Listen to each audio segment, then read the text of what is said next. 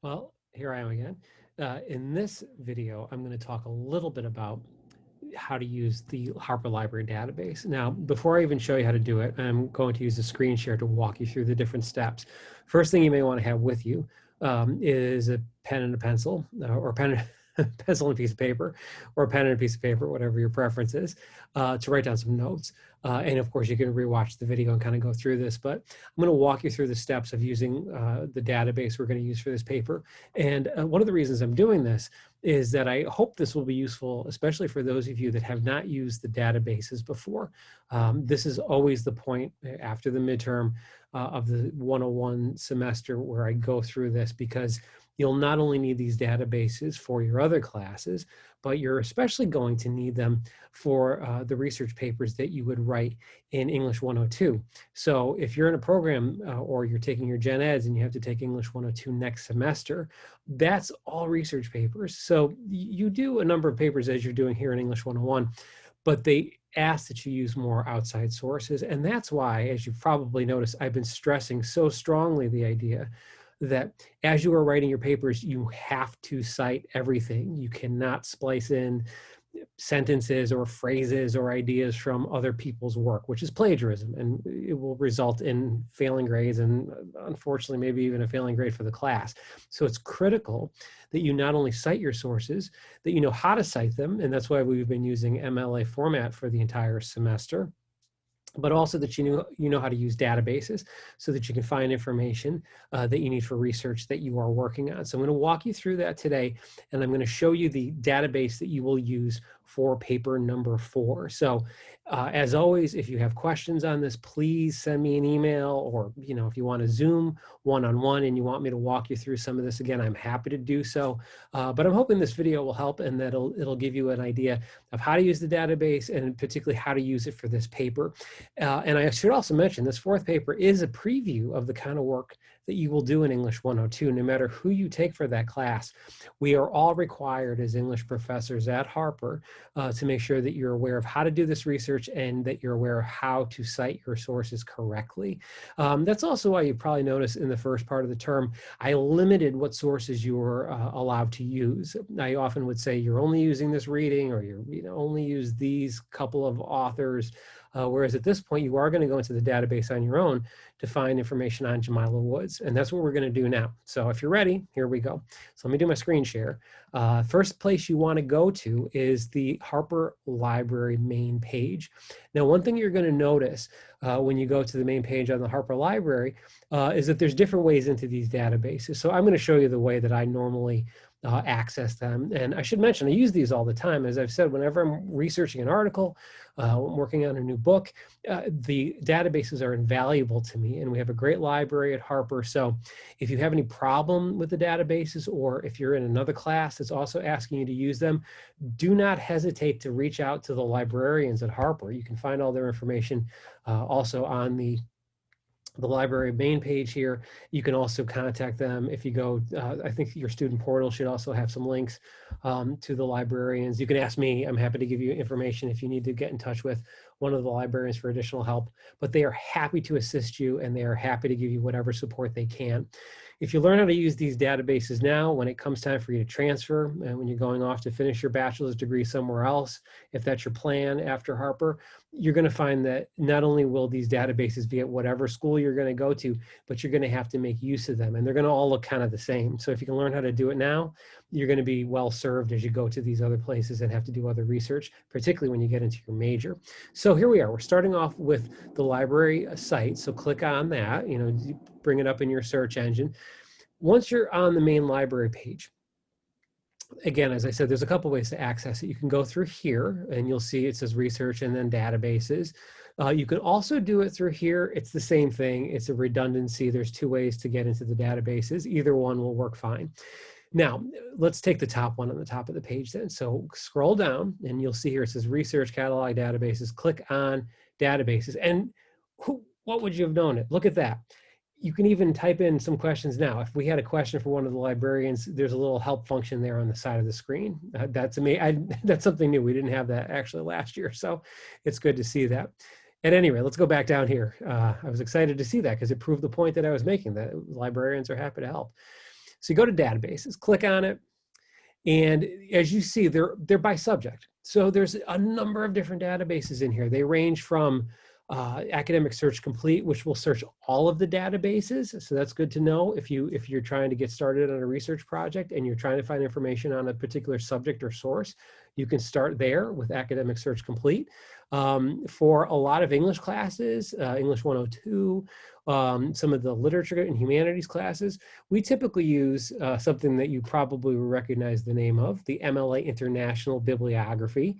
So the MLA not only has its own bibliography, but also governs the kind of citation format that we've been using.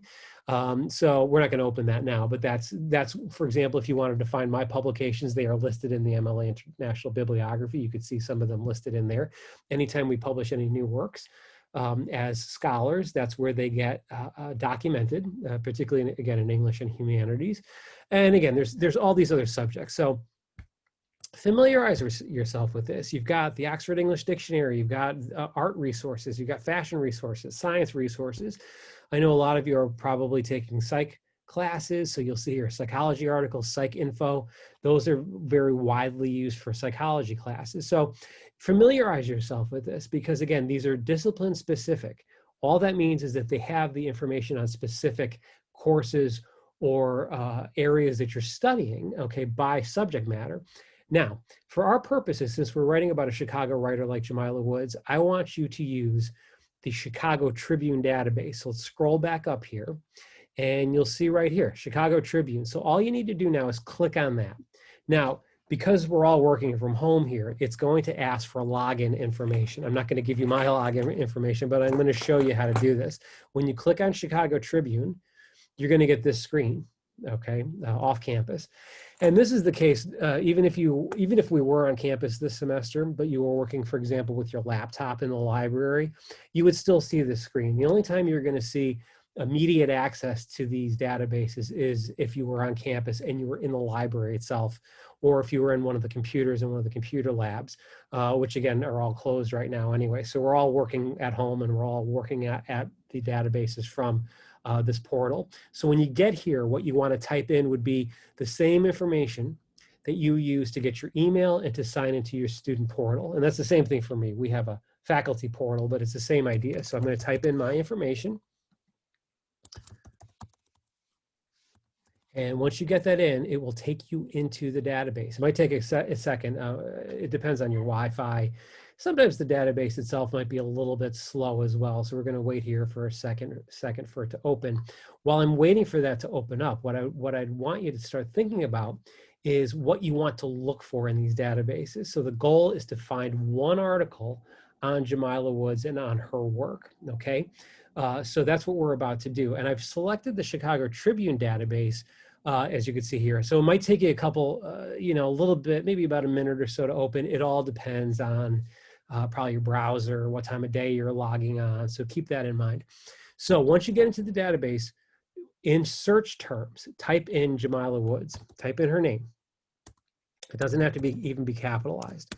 Type it in, and then here's what you're going to find. You're going to see that there are several articles about her that you have to choose from to do your research on her. So now it becomes a matter of limiting the number of sources that you have. And there's different ways to do that. So you'll notice there's a lot of sources on her. One recommendation I would have is do not use the first one. Okay, don't use the first one just because that's the one that comes up first, because it may not be one that's useful for you.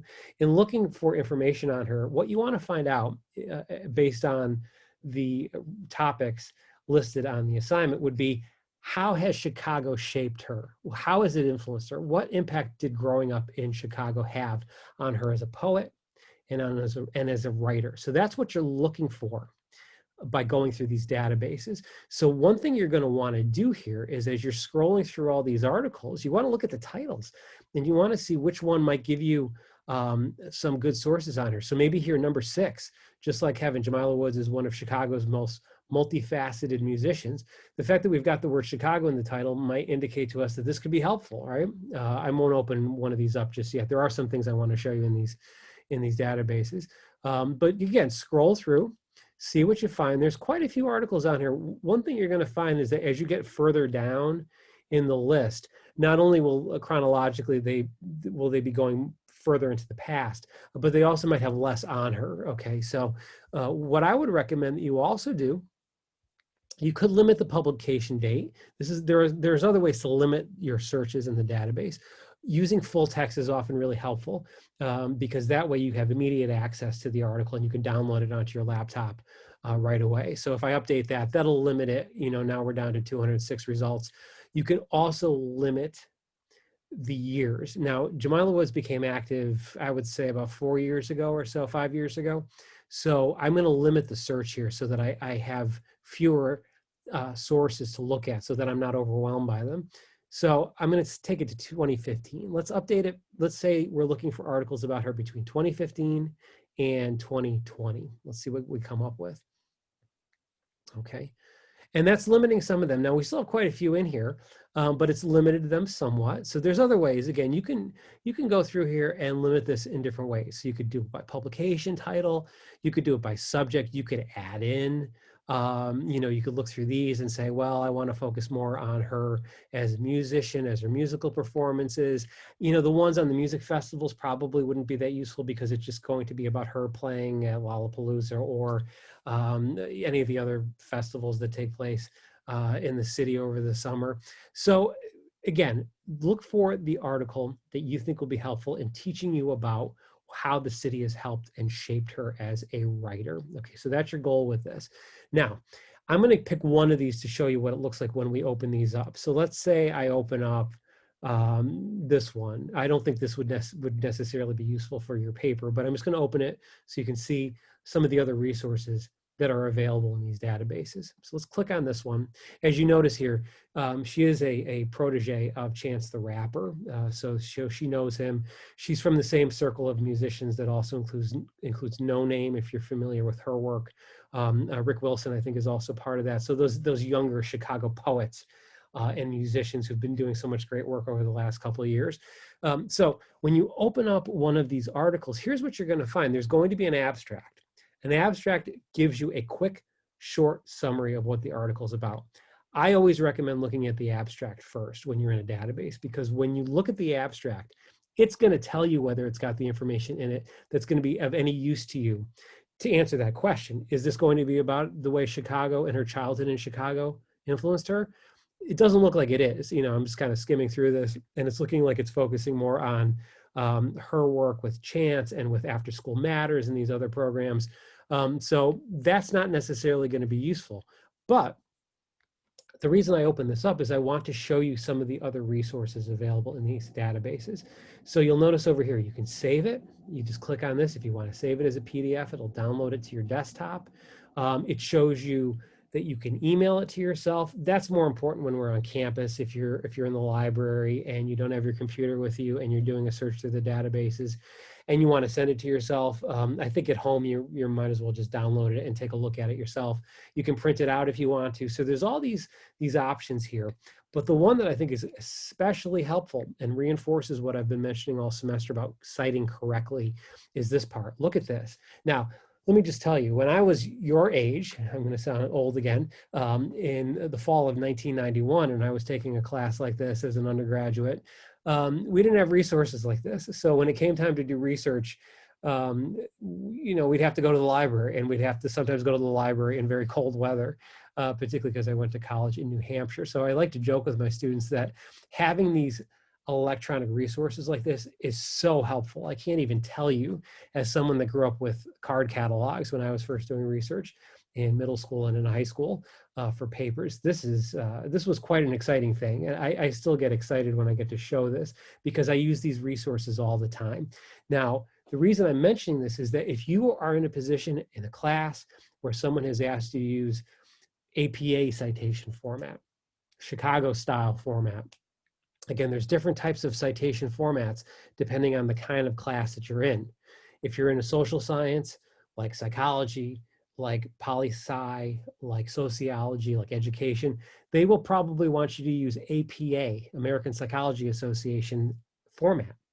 If you're in a history course, they typically use Chicago style, which is footnotes. Now, again, this is an English class. So in English classes and in humanities classes, we use MLA. So with that in mind, watch this. I'm going to click on citation here. Let's say I did use this article for this paper. Watch. So you click on citation, and it gives you these options. So you'll have this in all of the databases. Sometimes it looks a little bit different, but look at all these different types of citation formats. I don't even know what some of these are, to be perfectly honest. I've never seen some of these. I always use MLA. Sometimes I use Chicago style. For our purposes, though, we want Chicago, or that's Chicago, excuse me, MLA version 8. That's the most recent one, right? And look at that. It's like magic, right? It's giving you the citation, which means you can cut and paste that into your paper. That's fine to cut and paste it because the database is helping you and giving you the information you need for your citation, right?